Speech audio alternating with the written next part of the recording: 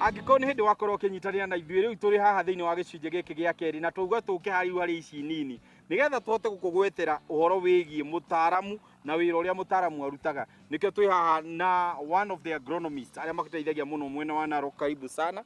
Nataka kwanza usalimie mtazamaji na pia tuweze kujua jina lako na pia unafanya kazi ipi ndani ya Narok County. Habari zenyu watazamaji, kwa majina naitwa Evelyn Seleina. Mimi ni agronomist na nasaidia wakulima kufanya kazi na kulima pamoja. Wow. Hebu tueleze Seleina, wakati umekuwa ukisema kwamba nimetembea na wakulima in this journey, umetembea na wao for how long? Naweza kusema kuwa nimetembea na wakulima kwa miaka 20. Wow. Na kwa miaka karibu 19 nimekuwa nikitembea na wakulima nikiwa kwa serikali. Na sasa hivi sasa natembea na wakulima sasa privately. So hiyo sasa inaniwezesha kupata muda mwingi na muda wa kutosha kutembea kwa mashamba ya wakulima na kutembea na mkulima kutoka mwanzo hadi mwisho. Wewe ndio mtaalamu wa shamba la Ole Njoe na tungependa kujua viwavi waliingia vipi kwa shamba lake. Kama vile tumeona kwa shamba ya Mr. Ole Njoe, viwavi vamia shamba ile ambaye ni fall armyworm na vimefikiwa kiwango ambaye hatupigi dawa tena. Wakati nilijuana na Mr. Ole Njoe, fall armyworm ilikuwa kweli imevamia shamba lake na ikawa kweli hakuna vile tungeweza kuokoa. Na nikamwambia kuwa tuache sasa kubeka madawa, tuongoje mimea mahindi yake iendelee kuvunwa kwa sababu hata ingawa amepoteza but hajapoteza 100%, bado kuna kitu atavuna. Na sasa kulingana na hiyo tukaamua kuwa kwa mmea ambaye anaanzisha, ambaye ni huu mmea ambaye mnaona mmea mdogo, tunaanza pamoja, tunaanza polepole kwa mapema. Fall armyworm ni mdudu ambaye ni sugu sana, inahitajika kuzuiliwa mapema. So tukaelewana kuwa tutakuwa na watu ambao wanasaidia na scouting mapema kuidentify huyu mdudu anapoingia, so that tunaanza kuicontrol mapema. Ukiweza kuzuia mapema inakuwa kabisa utaweza kuzuia 100%. Na hii inakuwa ni kwa kufanya ile scouting kwa mapema na pia wakati wa kuweka dawa. Utakuta kuna wakulima ambaye wanakuja kwa duka la dawa, wananunua dawa, wanakuja wanapiga. Sana sana ni vizuri kupiga dawa yoyote wakati kuna baridi, wakati kuna unyevu. Hivi viwafi huwa vinajificha sana kwa mimea ya mahindi. Wakati unanunua dawa ambaye sio systemic, ni lazima uongezee kemikali tunayoita sticker.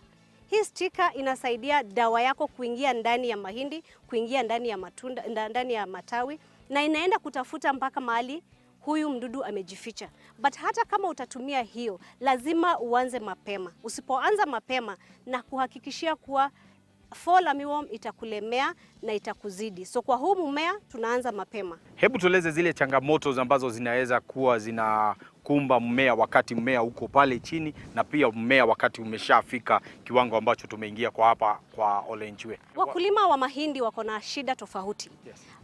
Kando na fall armyworm, kuna wadudu kama cutworms ambaye huwa inakuja at the early stage wakati mahindi iko changa. So huwa tunahimiza wakulima ni vizuri zaidi kuzuia cutworm mapema. Kama umeweka fertilizer yako, kama umeweka foliar spray yako, mahindi ndio inatumia ile fertilizer. Lakini kama una kwekwe ndani, inamaanisha fertilizer ile umeweka inachukuliwa pamoja na mahindi na wanagawana na kwekwe. Kwa hivyo wakulima wengi wanalemewa kuzuia kwekwe mapema, na wakati wanalemewa kuzuia kwekwe mapema inamaanisha kuwa wamesha compromise, wamesha haribu kiwango cha mahindi ambayo watavuna. Jambo lingine ni wakulima wengi wanachanganya mahindi na maharagwe. Wakulima wengi wakubwa ni vizuri sana kuchanganya, lakini uwe ukiwa umejitayarisha kujua utazuia kwekwe kwa namna gani.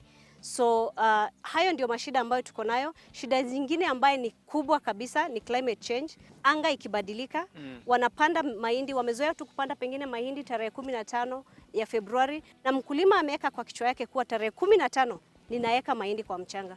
Wakati mwingine kama mwaka uliopita kuna watu walifanya hivyo na hii mvua ikapotea, ikarudi kuja wakati wa April. Kwa hivyo sasa wakati umepanda mahindi na umekosa mvua, tuseme pia hiyo ni shida ambaye iko beyond control ya mkulima.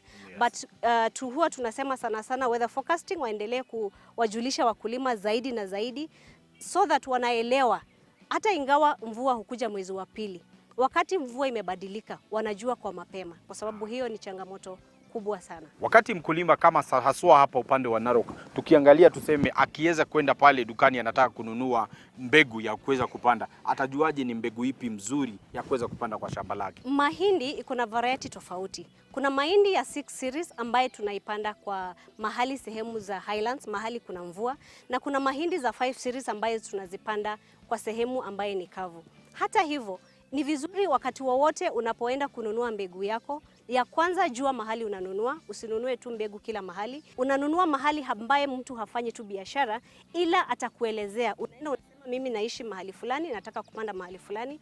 Yule agronomist ako kwa hiyo biashara, ataweza kukuelezea kwa makini kuwa unafaa kupanda mahindi tofauti tofauti. Hii ndio mahindi ya eneo lako na hii ndio mahindi kwa eneo lako. Kwa hivyo tunahimiza wakulima wasinunue tu kwa sababu kila mtu ananunua. Hakikisha unajua unanunua mahindi wapi, na hakikisha kuwa unanunua mahindi ambaye ni certified. Haja haswa ya kuweza kupima udogo wako ni nini? Wakulima wengi wamefunzwa jinsi ya kufanya soil sampling, wanapeleka mchanga, but kwa mkulima ambaye hajui kufanya soil sampling, ni muhimu kuwa na specialist ambaye anakuja kufanyia soil sampling, unafanyiwa soil testing. Ndio hii matokeo ya soil testing itakwambia fertilizer ambayo unahitaji kutumia na kiwango kipi cha fertilizer. Kwa sababu wakati unaendelea kutumia fertilizer kwa muda mrefu, pia tunatumia manure ya ng'ombe, utakuta kuna wakati hauhitaji kuongezea fertilizer ama unahitaji kuongezea kwa kiwango kichache. Kwa hivyo huwa nahimiza wakulima wote wanahakikisha wanafanyiwa soil testing ili waelewe mchanga wake. Kama vile mtoto wako kwa jumba, anytime mtoto wako unamlisha, unajua mtoto wako anahitaji nini kila wakati. The same way na mchanga, lazima ujue through soil testing ni fertilizer kiwango kipi unahitaji na ni fertilizer gani. Umeadvise Ole Nchue baada ya kutoa mahindi yake, kitu ambacho tunaitaka crop rotation. Kwa shamba hii walipanda mahindi na mfumo uliopita walikuwa pia wamepanda mahindi, na pia walikuwa wamepanda ngano. Kwa hivyo wakati huu tumeamua kuwa wakati atavuna hii mahindi, tutaacha mchanga upumzike.